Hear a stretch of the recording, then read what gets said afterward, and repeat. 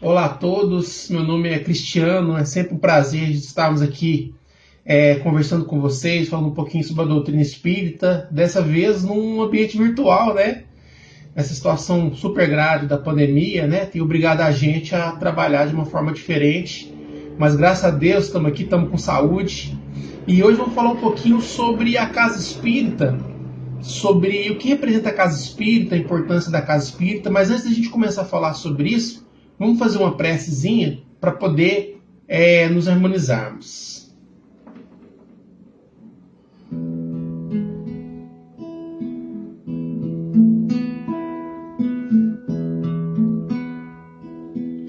Senhor Jesus, que possamos mais uma vez, humildemente, trazer um pouco da Tua verdade, um pouco da Tua luz, consolando os corações, alimentando as almas,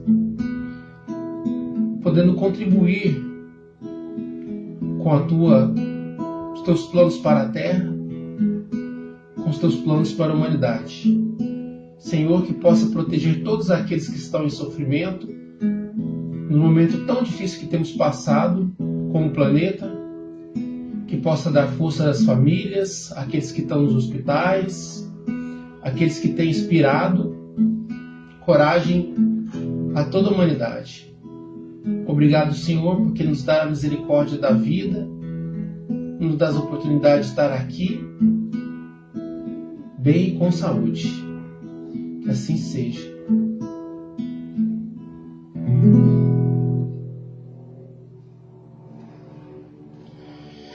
E gente, vamos começar com uma frase do Chico. Chico fala assim: lembremos-nos que o homem interior se renova sempre. A luta enriquece-o de experiência, a dor aprimora-lhe as emoções e o sacrifício tempera-lhe o caráter, né? Todo aquele esforço que a gente faz, todas as dificuldades que a gente passa, sempre são provas que nos testam um processo de evolução maior, né? Então Chico sempre trouxe isso, a doutrina sempre trouxe isso. Por mais que a gente esteja vivendo um momento tão difícil, tudo isso, de certa forma, nos transforma em seres humanos mais fortes, né?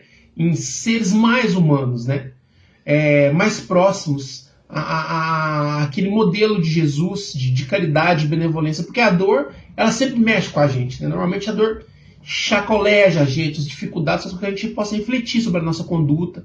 Então que isso possa inspirar a gente nesses dias difíceis e possa nos auxiliar nesses momentos tão complicados.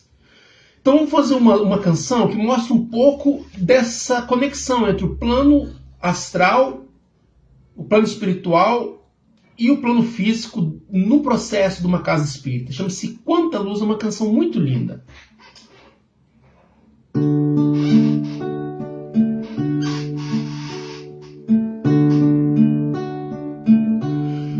Quanta luz nesse ambiente descendo sobre nós, vibrando em nossa mente.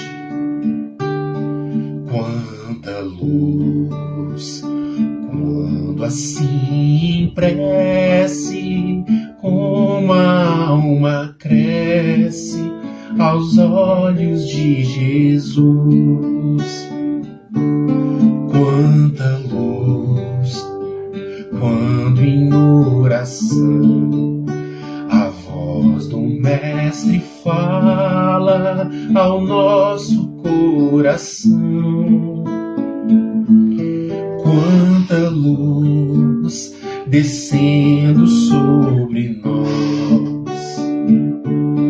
Quanta luz, quanta luz, quanta luz nesse ambiente descendo sobre nós, vibrando em nossa mente.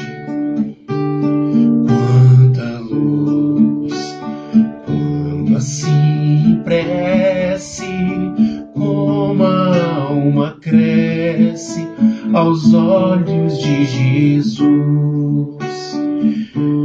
Quanta luz, quando em oração a voz do Mestre fala ao nosso coração. Quanta luz descendo sobre nós, quanta luz, quanta luz.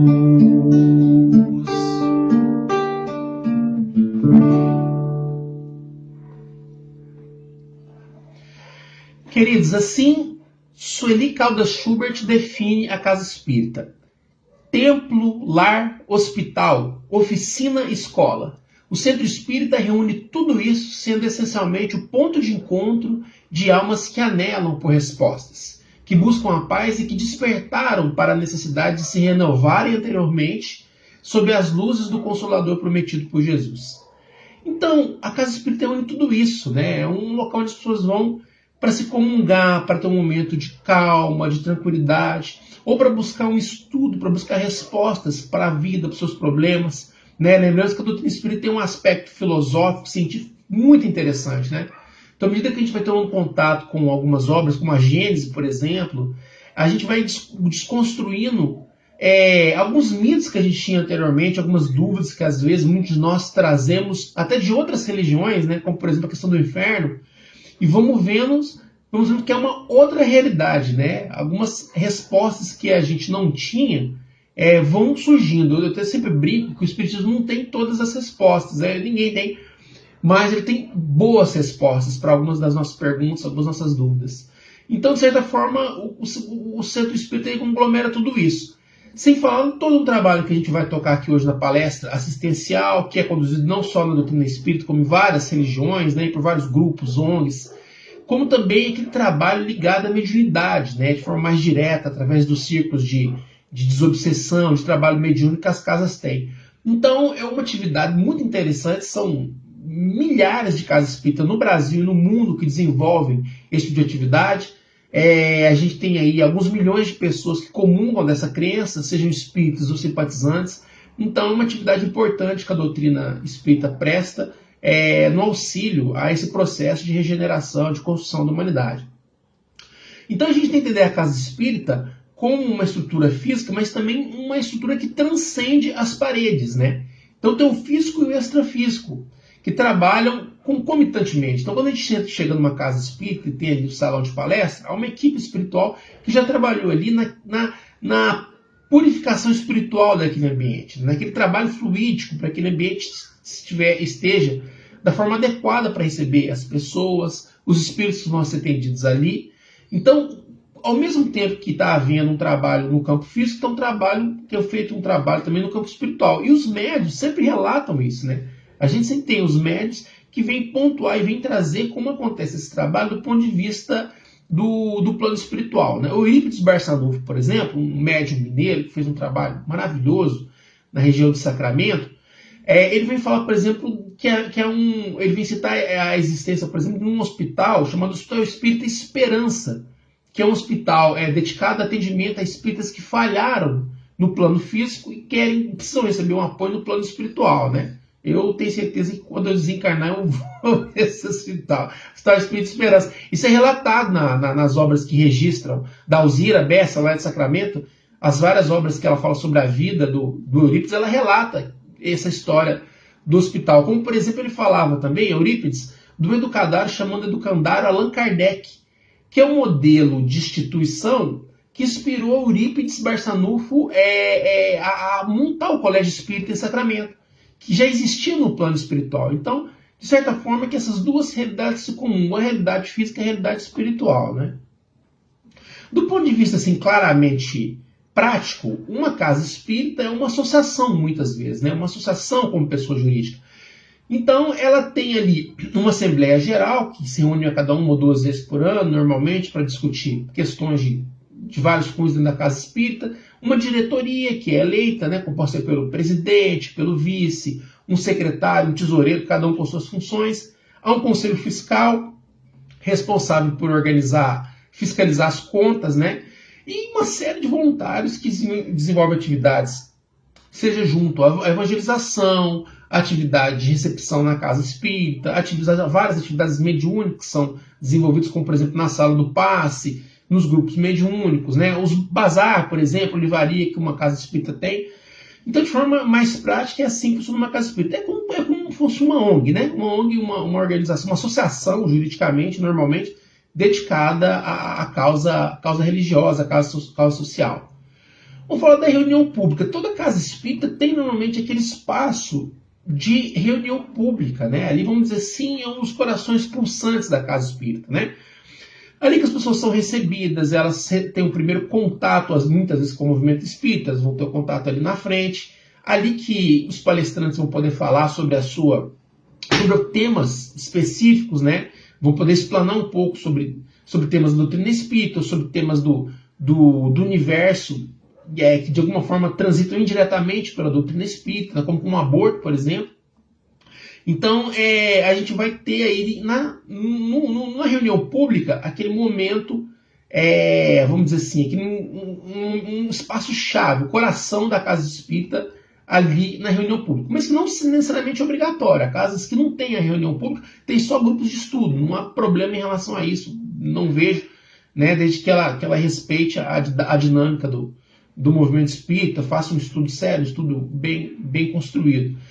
Então, a gente vem entender que a partir daí vão se desdobrando também uma série de outras estruturas que fazem parte da casa. Por exemplo, a estrutura de evangelização, né? Eu tive, e minha esposa, graças a Deus, durante bastante tempo esse contato com a evangelização, com os encontros de jovens. Então a gente vai perceber a importância disso, né? Que é ali que se formam os futuros espíritas, né? São as pessoas que vão dar continuidade aos estudos, vão dar continuidade ao movimento, vão fazer com que o movimento se expanda. E hoje, mais do que nunca, é um enorme desafio você ter uma linguagem, uma dinâmica que agrade a crianças, principalmente a adolescentes, né? O adolescente hoje tem muita informação, ele está antenado com uma série de coisas. Então, um grande desafio hoje para o evangelizador, numa sala de aula, principalmente essa faixa etária dos adolescentes e dos jovens, trazer conteúdos e uma linguagem que os estimule. Então é um desafio constante para nós, como evangelizadores, né? Mas é um desafio muito prazeroso também, né? É uma busca constante. E a importância desse trabalho se mostra também que na própria Revista Espírita cita, não vou me recordar agora qual trecho da Revista Espírita, mas cita algumas evidências de que o declínio do espiritismo na França, em parte, se decorreu à dificuldade que eles tinham em construir turmas de evangelização e evangelizadores por lá, né? Então aquela turma antiga ali, da época de Kardec, então, o pessoal vai desencarnando. Você não tem um trabalho de evangelização para formar novos espíritas, a casa vai ficando vazia, né? Porque os que vão entrando não ficam, vamos dizer assim, aquela turma mais jovem, teve dificuldades. Então, a gente vê a importância disso, principalmente com relação à própria França, poderia ser um exemplo disso. Hoje, a gente precisa lembrar aqui que através do Conselho Espírita Internacional, né, especialmente palestrantes que fazem um trabalho maravilhoso como o Divaldo Franco, que viajam o mundo inteiro aí, abdicam da sua vida pessoal para levar a doutrina, e vem espalhando aí, né, a sementinha do movimento espírita pela Europa inteira, principalmente a Europa, né? E então a gente vê hoje aí já uma estrutura mais consolidada e um crescimento. Eu acredito que podemos falar de um crescimento do espiritismo também fora do Brasil, né? Bom, vamos falar de única, né? A gente pode ter uma definição do passe ou mista de fluidos magnéticos provenientes do encarnado e de fluidos espirituais oriundos dos benfeitores espirituais, não devendo ser considerada uma simples transmissão de energia animal, uma magnetização. A aplicação do passe tem como finalidade auxiliar a recuperação de desarmonias físicas e psíquicas, substituindo os fluidos deletérios por fluidos benéficos, equilibrar o funcionamento de células e tecidos lesados, promover a harmonização do funcionamento de estruturas neurológicas que garantam o estado de lucidez mental e intelectual do indivíduo. Então, olha só que interessante, é como se fosse uma recarga de bateria, na verdade, né? A gente chega ali com a bateria fraca na casa espírita muitas vezes, e a gente é recarregado, né? Aqueles fluidos mais pesados, mais deletérios, são trocados por fluidos mais benéficos, por fluidos mais puros, né? Em sistemas que são mecânicos, semimecânicos, aí tem tendo maior ou menor participação do fluido do médium, ele vai ser mais mecânico ou menos, né? Mas sempre é ali uma comunhão de energias, um trabalho muito, muito bacana de doação, porque aqueles companheiros que trabalham no passe espírita, eles têm todo um cuidado com relação a isso, uma dinâmica. Tem muitas pessoas que não se alimentam de carne no dia do trabalho, né? Uma série de cuidados que você tem que tomar quando o camarada não está bem, ele não participa ali do passe, para que possa chegar ao indivíduo que está entrando na casa espírita uma melhor qualidade possível desse passe, né?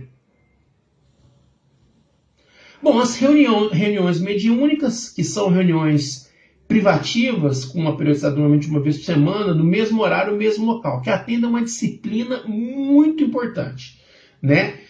Que são fechadas a um grupo experiente, que conhece mediunidade, que estudou sobre isso, que foi construindo um cabedal de conhecimento para poder, no momento do trabalho mediúnico, ter mais estrutura intelectual, né, estrutura de conhecimento para lidar com as dificuldades que vão ter ali, né, as várias formas de manifestação.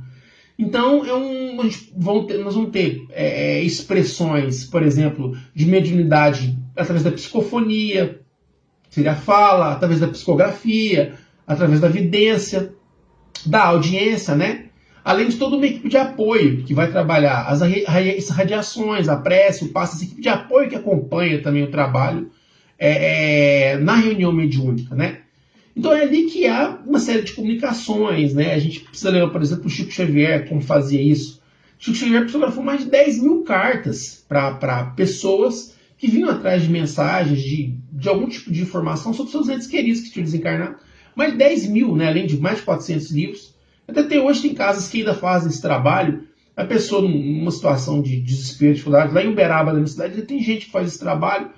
Então há grupos que atendem ali e as pessoas muitas vezes recebem uma mensagem de um ente que faleceu e tal, né? Porque elas vêm ávidas daquela informação. Então são casas que fazem esse trabalho específico, né? Que é um trabalho aberto ao público. Mas comumente a gente vê os grupos fechados fazendo um trabalho bastante sério, um trabalho muito importante, que vai atender uma imensidão aí de espíritos que se usam do médium para receber esse choque carnal, né?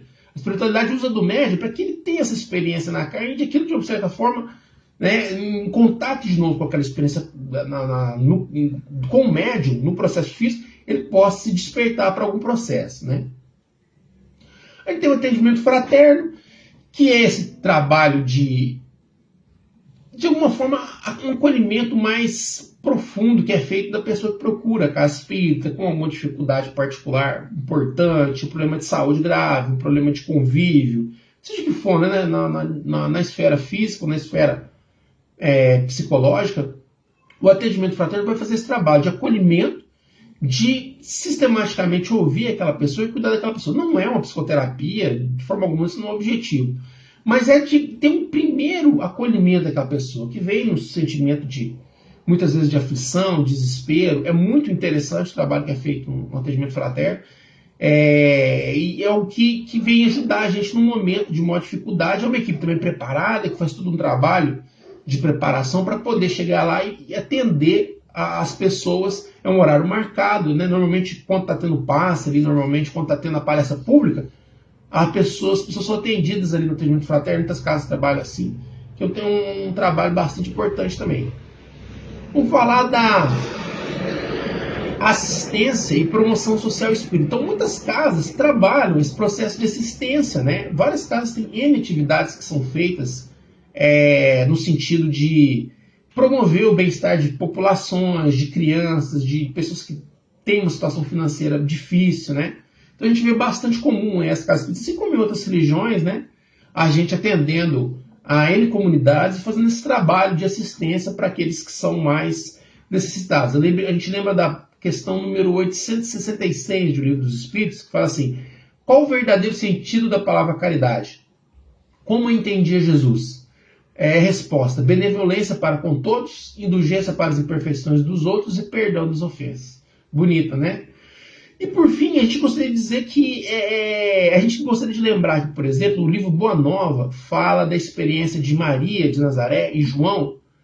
Logo após o desencarne de Jesus, eles se usaram de uma pequena casa que havia lá na região de Éfeso, se eu não me engano, onde eles atendiam as pessoas mais necessitadas da comunidade, né? Ele já é conhecido como a Casa do Caminho. Né? Então, aquele local, vamos dizer, seria um local que inspira os melhores modelos para a gente seguir a doutrina espírita, porque é um modelo de assistência espiritual muito grande, né? Onde gente com doenças graves, como uma lepra, uma coisa assim, eram atendidos ali. Né? Então, Maria e João fizeram esse trabalho depois do desencarne de Jesus. Né? Isso ficou registrado no livro Boa Nova, no capítulo do livro Boa Nova. Então, a gente gostaria de terminar fazendo uma canção que fala sobre esse modelo da Casa Espírita, uma canção chamada Casa de Maria, com uma parceria minha com uma amiga chamada Araceli Garcia, que é uma casa que ela montou lá na região de Florianópolis, ela é de lá, chamada Casa de Maria. E aí fizemos essa canção em homenagem à casa, em homenagem àquele momento bonito que ela fez, que foi de montar uma casa e começar um trabalho lá também. Também envolve um trabalho social muito bacana. Então vamos finalizar com Casa de Maria e aproveitar para agradecer muito a oportunidade, dessa vez, uma palestra diferente, né, uma palestra virtual, e podemos, de repente, levar a mensagem para um grupo até maior, né, de pessoas, já que esse material fica na internet, então, não só presencialmente, como também numa situação uma situação posterior. Muito obrigado à casa mais uma vez pela oportunidade e que Deus abençoe a todos. Vamos fazer a música como oração final, tá bem? Vamos lá.